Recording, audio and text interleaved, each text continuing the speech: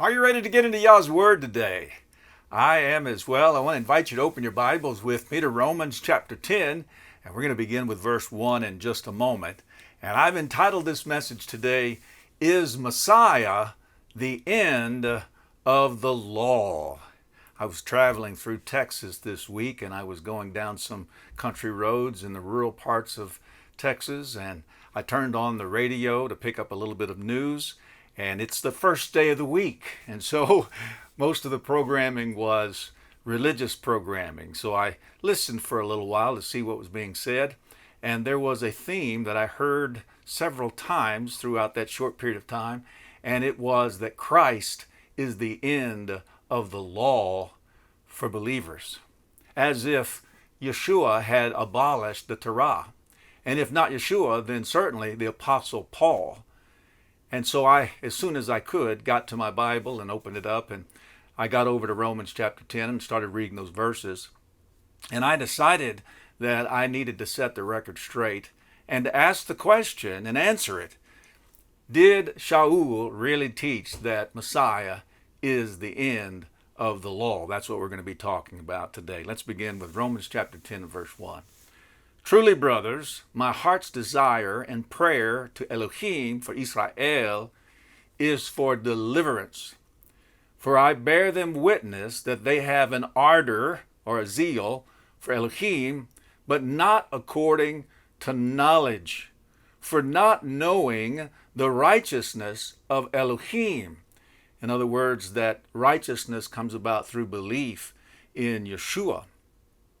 And seeking to establish their own righteousness through the works of Torah, they did not subject themselves to the righteousness of Elohim. In other words, they did not believe in Yeshua as Messiah.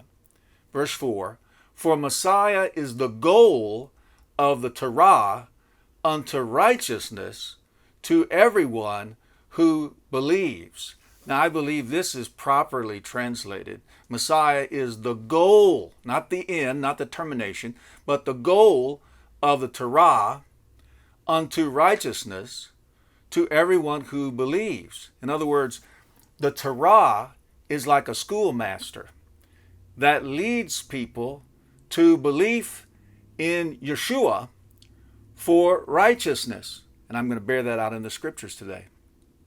Torah leads people to believe in Yeshua for righteousness. And when I say righteousness, I'm talking about two things. One is right standing with Elohim. That's a reckoning of righteousness for a person who believes in Yeshua. And the other is right living rightly before Elohim. And so the Torah literally leads people to believe in Yeshua for righteousness. Now, in the New King James Version, Romans chapter 10, verse 4 reads like this, for Christ is the end or the termination of the law for righteousness to everyone who believes. When I was listening to those ministers proclaim their messages, they didn't even quote the entire verse. They just said, Christ is the end of the law for Christians. He is like the termination of the law. The law has been abolished for those who say they believe in Yeshua. And so I want you to see that that is a mistranslation. That the proper translation is that Messiah is the goal. The Torah had a goal, a destination.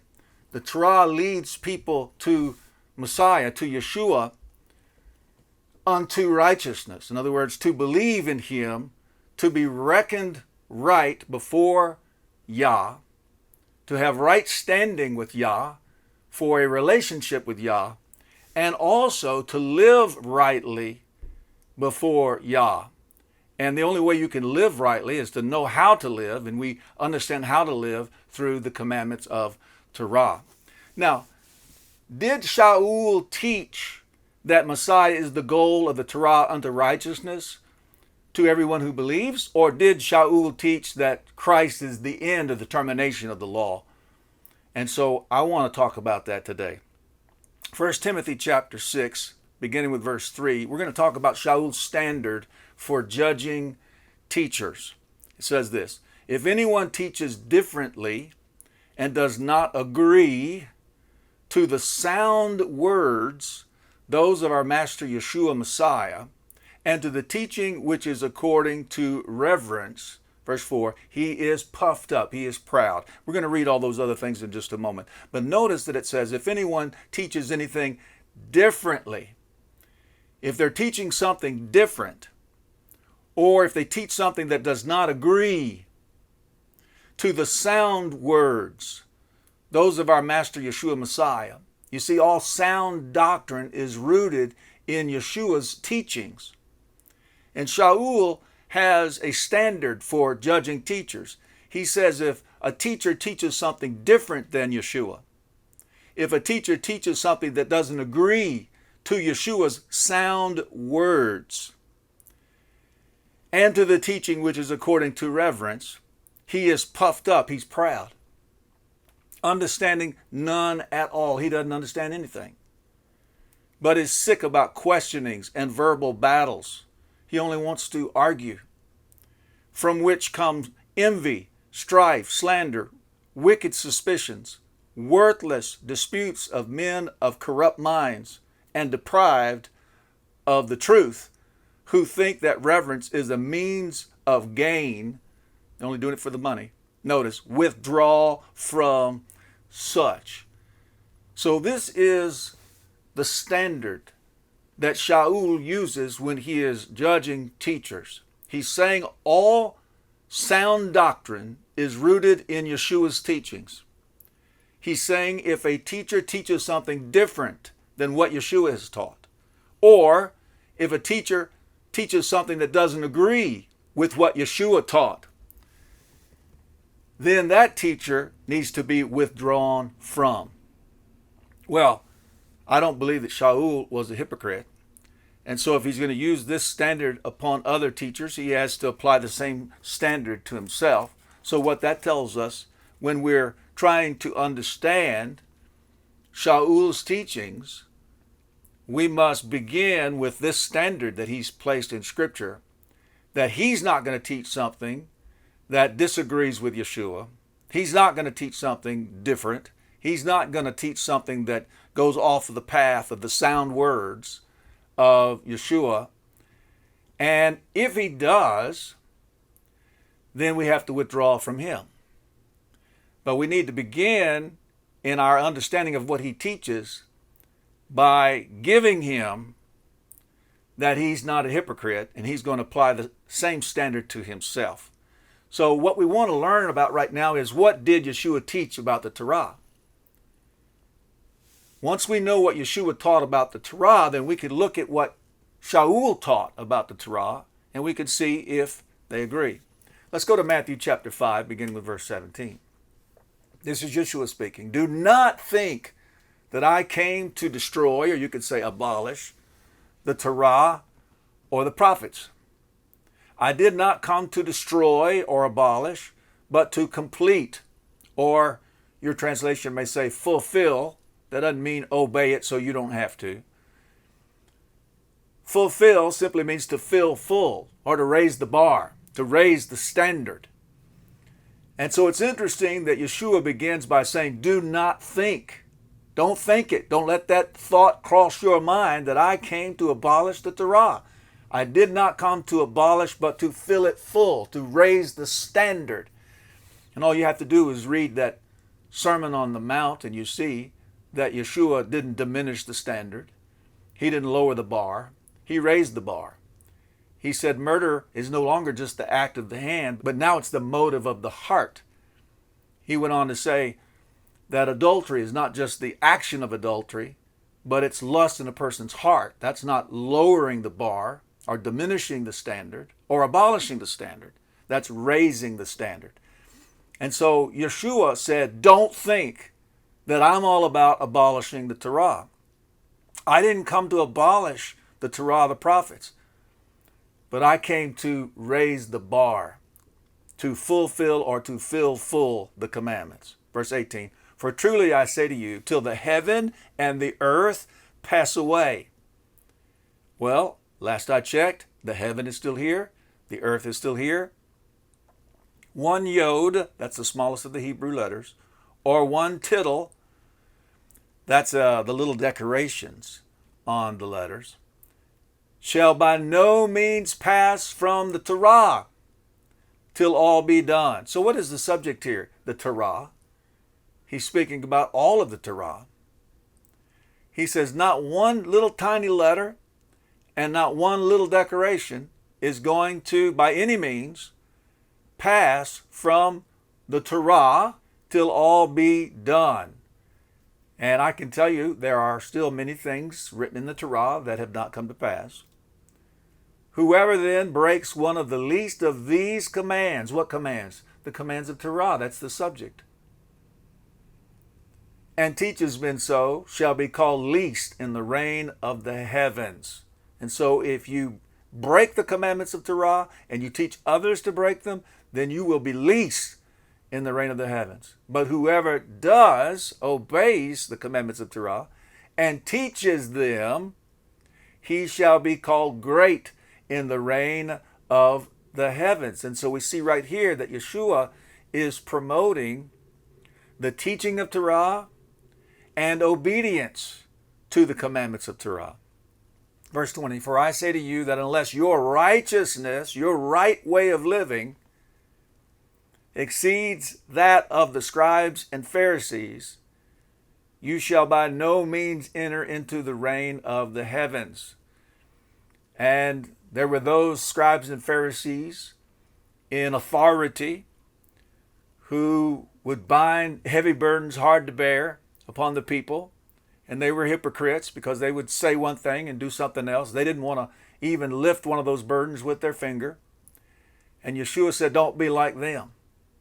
Don't live like them. Don't be hypocritical. And your righteousness, your obedience to Torah has to be greater than theirs, or you will by no means enter into the reign of the heavens. Now, we're just discovering what Yeshua taught about Torah, and then we're going to compare it to what Sha'ul teaches about Torah. Now, let's look at Mark chapter 12, starting with verse 28. It says, and one of the scribes coming near, hearing them reasoning together, knowing that he had answered them well, asked Yeshua, which is the first command of all, or you could say the greatest command of all. And Yeshua answered him, the first of all the commands is, hear, O Israel, Yah, our Elohim, Yah is one. And you shall love Yah, your Elohim, with all your heart, and with all your being, and with all your mind, and with all your strength. This is the first command, or the greatest of all the commands. And the second, like it, is this: you shall love your neighbor as yourself. There is no other command greater than these. And the scribe said to him, well said, teacher. You have spoken the truth, for there is one Elohim, and there is no other besides him. And to love him with all the heart, and with all the understanding, and with all the being, and with all the strength, and to love one's neighbor as oneself is more than all the ascending offerings and offerings. And so we see here that Yeshua is teaching love for the Father through obedience to the commandments of Torah. We're going to get into the Shema, because he quoted the Shema. Shema is a Hebrew word that means to hear and obey. And we're going to see that Yah commanded to be loved. And then he associates that love with his word, with obedience to his word. How do we love Yah? By obeying his commandments. And we see that Yeshua upheld that. When he was asked what's the greatest commandment, he said love through obedience, in essence. He quoted the Shema. Let's read the Shema, Deuteronomy chapter 6, beginning with verse 4. Hear, O Israel, Yah our Elohim, Yah is one, Echad.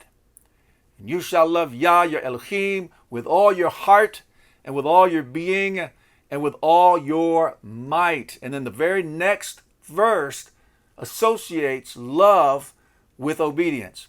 And these words which I am commanding you today shall be in your heart, and you shall impress them upon your children, and shall speak of them when you sit in your house, and when you walk by the way, and when you lie down, and when you rise up, and shall bind them as a sign on your hand, and they shall be as frontlets between your eyes, and you shall write them on the doorposts of your house and on your gates. So if you love me, then you will keep my commandments. And we know that Yeshua actually echoed the Torah by saying, if you love me, you'll keep my commandments. Look at verse 17 of Deuteronomy 6. Diligently guard the commands of Yah, your Elohim, and his witnesses, and his laws which he has commanded you, and you shall do what is right and good in the eyes of Yah, that it might be well with you, and you shall go in and possess the good land of which Yah swore to your fathers. And so to love Elohim is to obey his commands, to do what is right and good in his eyes. Now, let's go over to Matthew chapter 19 and begin with verse 16. It says, and see, one came and said to him, Good teacher, what good shall I do to have everlasting life? And he said to him, Why do you call me good? No one is good except one, Elohim. He's speaking of his Father. But if you wish to enter into life, notice, guard the commands. So Yeshua is teaching that if you want to have eternal life, you need to obey the commands. He said to him, which commands? And Yeshua said, you shall not murder, you shall not commit adultery, you shall not steal, you shall not bear false witness, respect your father and your mother. And all of those are part of the 10 words, or the 10 commandments. And then he quotes one command that's not a part of the 10 words. It's a part of the commandments of Torah. It says, you shall love your neighbor as yourself. Now, he quoted the love people commandments of the 10. So there are 4 love Elohim commandments, and there are 6 love people commandments. And he quoted all of the love people commandments except the you shall not covet command. He's not saying that it's okay to covet.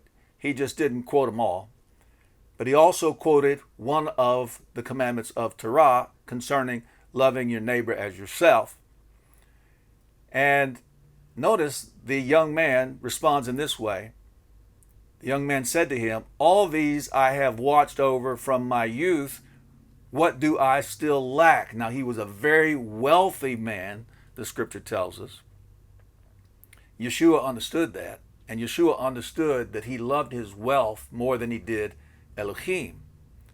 Verse 21, Yeshua said to him, if you wish to be perfect, go, sell what you have, and give to the poor, and you shall have treasure in heaven. In other words, get rid of your idol. Get rid of that thing that you love more than Elohim. Go, sell your possessions and give to the poor, and you shall have treasure in heaven. And come, notice, follow me. And don't you know that Yeshua would lead him in all the love Elohim commandments? He said, follow me. In other words, he said, believe in me. Verse 22, and when the young man heard the word, he went away sad because he had many possessions. Yeshua invited him to follow him. Again, you could say he invited him to believe in him. So in essence, we see both belief in Yeshua and obedience to the commandments. We see that belief in Yeshua is pictured here, and that belief in Yeshua brings about the reckoning unto righteousness, or being put in right standing with Yah. but also we see the right living, the obedience to the commandments in this one passage. Now, let's go over to Luke chapter 10 and pick up with verse 25, and I want to show you something really interesting. It says here, and see, a certain one learned in the Torah stood up, trying Yeshua, or testing him, and saying, Teacher, what shall I do to inherit everlasting life? And he said to him, What has been written in the Torah? How do you read it? And he answering said, You shall love Yah, your Elohim, with all your heart, and with all your being, and with all your strength, and with all your mind, and your neighbor as yourself. And he said to him, You have answered rightly. Do this, and you shall live. Isn't that interesting? So he quoted the first verses of the Shema, and of course that's the great commandment. And the second is like it, love your neighbor as yourself. And Yeshua didn't say, follow me. He didn't even mention himself, but he said, do this, and you shall live. Now, what we need to realize, I mentioned it already, is that the Torah is a schoolmaster or a trainer that leads people to Yeshua. And Yeshua knew that. Yeshua understood clearly Deuteronomy 18, verse 18 and following. He knew that he was the prophet like Moshe. And so he knew that if this man would truly love Elohim by being obedient to the commands of Torah, that Torah would lead him to Yeshua. Let's read Deuteronomy chapter 18, starting with verse 18. This is Yah speaking to Moshe. I shall raise up for them a prophet like you out of the midst of their brothers, and I shall put my words in his mouth, and he shall speak to them all that I command him. And it shall be the man who does not listen to my words, which he speaks in my name, I require it of him. So this is Yah saying, I'm going to raise up a prophet like you, Moshe, and I'm going to put my words in his mouth, and he's going to speak to the people all that I command him. And he goes on to say, the man who does not listen to my words, which he speaks in my name, I require it of him. I will judge him. Judgment will come upon that person who does not listen to this prophet that I raise up, the prophet like Moshe. And we know that the prophet like Moshe is Yeshua because it says so in the book of Acts. Let's go over and look at that. Acts chapter 3, beginning with verse 19. This is Shimon Kephah speaking. He says, Repent therefore and turn back for the blotting out of your sins, in order that times of refreshing might come from the presence of the Master, and that he sends Yeshua Messiah. So Yeshua is the subject here. Pre-appointed for you, whom heaven needs to receive until the times of restoration of all matters, of which Elohim spoke through the mouth of all his set-apart prophets since of old. For Moshe truly said, and Moshe was a prophet, for Moshe truly said to the fathers, Yah, your Elohim, shall raise up for you a prophet like me from your brothers. Him you shall hear according to all matters, whatever he says to you. And it shall be that every being who does not hear that prophet shall be utterly destroyed from among the people. And so this tells us very clearly that Yeshua is the prophet like Moshe. And then Yeshua says in Luke chapter 24, beginning with verse 44, these are the words which I spoke to you while I was still with you, that all have to be filled or fulfilled, that were written in the Torah of Moshe and the prophets and the Tehillim concerning me.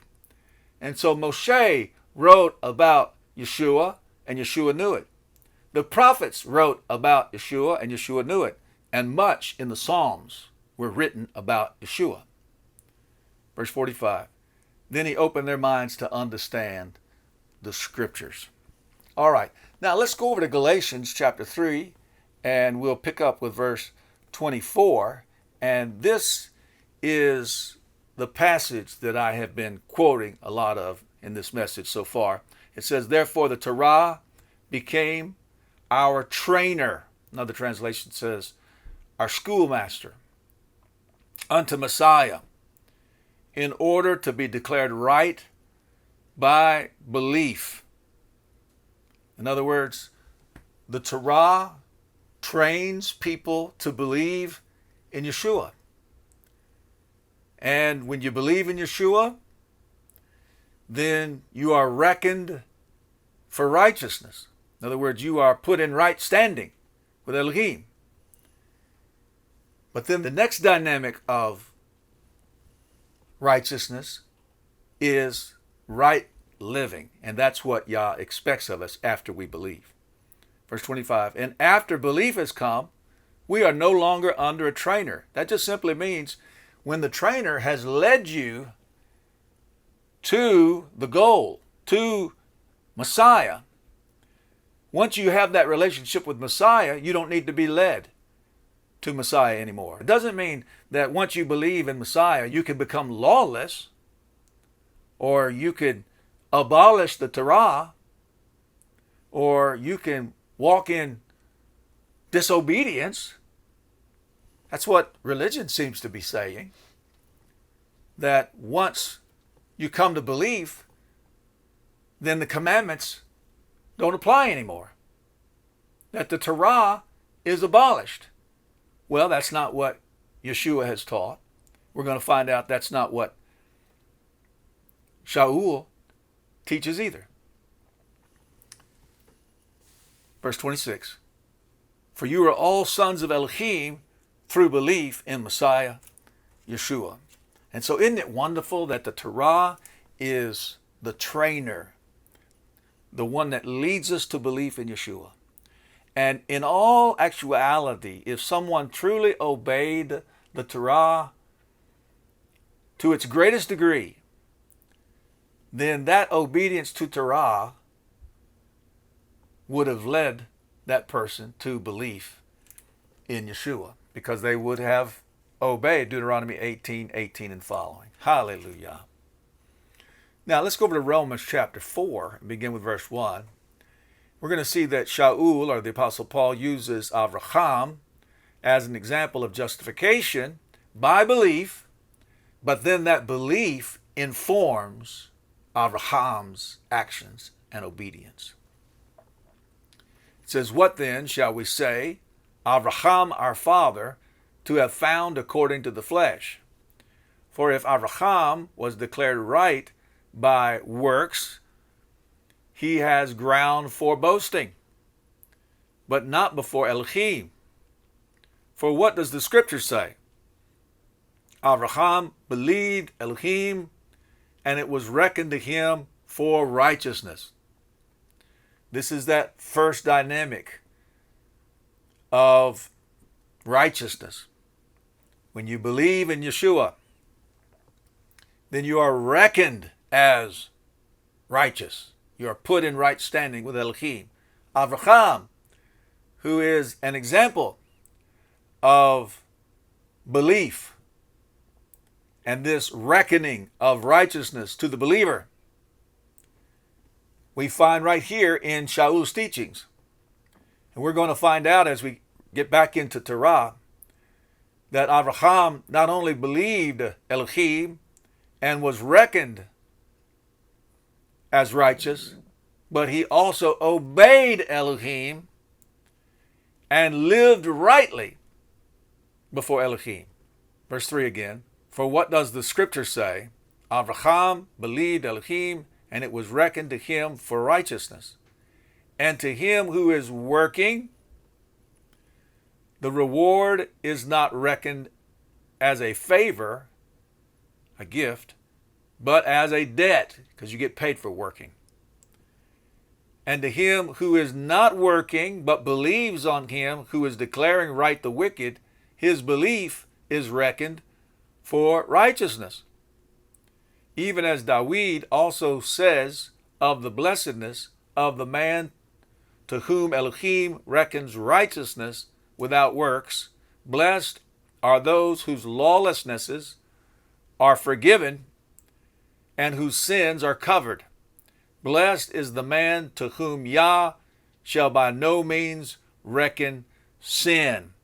And so this clearly tells us that Abraham believed Elohim and was put in right standing with Elohim. It was reckoned to him for righteousness. But let's go to Genesis chapter 26 and begin with verse 1. And we're going to see that not only did he believe in Elohim, but he obeyed Elohim. And he lived rightly before Elohim. It says, and there was a scarcity of food, or a famine, in the land, besides the first scarcity of food, which was in the days of Abraham. And Isaac, that's Abraham's son, went to Abimelech, sovereign of the Philistines, in Gerar. And Yah appeared to him and said, do not go down to Mitzrayim, to Egypt. Live in the land which I command you. It's a command. Sojourn in this land, and I shall be with you and bless you. For I give all these lands to you and your seed, your descendants. And I shall establish the oath, or you could say the covenant, which I swore to Abraham, your father. In other words, I'm going to be true to my promise to Abraham. And I shall increase your seed like the stars of the heavens. These are all things he said to Abraham. And I shall give all these lands to your seed, and in your seed all the nations of the earth shall be blessed. Look at verse 5. This is such a telling verse. Why are these blessings going to pass from generation to generation? Why are these things happening? Here it is. Because Abraham obeyed my voice and guarded my charge, my commands, my laws, and my Torah, or my instructions. And Isaac dwelt in Gerar. In other words, he obeyed like his father Abraham did. But notice, so much happened. All the blessings passed. The promises were kept. The oath was established. When Abraham not only believed Elohim, but also obeyed him. And that's so very, very important. So we see Isaac obeying as well. Look at verse 12 of Genesis 26. And Isaac sowed in that land and reaped in the same year 100-fold blessings. And Yah blessed him. And the man grew great and went forward until he became very great. And he came to have possessions of flocks and possessions of herds and a great body of servants. And the Philistines envied him. So, why was Sha'ul's emphasis so strong on belief when we clearly see that we have both belief and obedience working in the life of Abraham? And we see that Yeshua taught both belief and obedience as well. Well, it's because Sha'ul was dealing with his Jewish brethren who basically said, we don't need to believe in your Yeshua. We have Moshe and the Torah. Our righteousness comes through obedience to the Torah. And so that's what he was battling. Their insistence upon their righteousness coming through works of Torah. And so look at Deuteronomy chapter 6, starting with verse 24, and this is where they get this. And Yah commanded us to do all these laws, to fear Yah our Elohim, for our good always, to keep us alive as it is today, and it is righteousness for us when we guard to do all this command before Yah, our Elohim, as He has commanded us. And so the Torah says, when you believe in Elohim, when you love Elohim, and you obey His commands, it is righteousness. Now, before Yeshua's life, before His death, burial, and resurrection, then righteousness did come through belief in Elohim and obedience to His commands. But after Yeshua's sacrifice on the tree and His resurrection and His ascension to the right hand of the Father, then the belief became belief in the Son of Elohim, the Messiah. And righteousness only came through belief in Yeshua as the Son of Elohim and the Anointed One, the Messiah. And then that belief informed the actions of the believer and inspired that believer and empowered that believer unto obedience. And we're going to see that that's exactly what Sha'ul taught.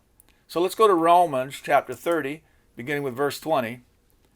It says, therefore by works of Torah, or obedience to Torah, apart from belief in Yeshua, no flesh shall be declared right before Him.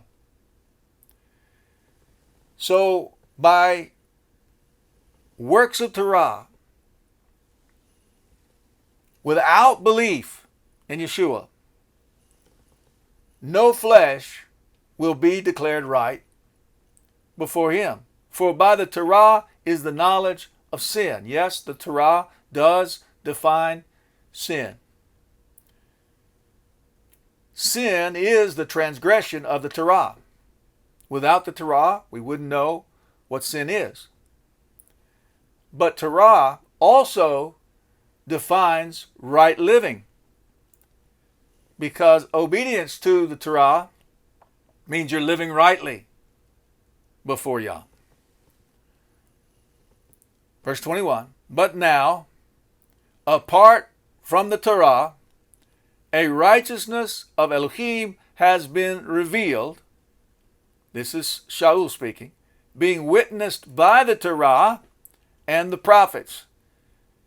In other words, the Torah and the prophets witness to this righteousness of Elohim that's through belief in Yeshua. Moshe wrote about Yeshua.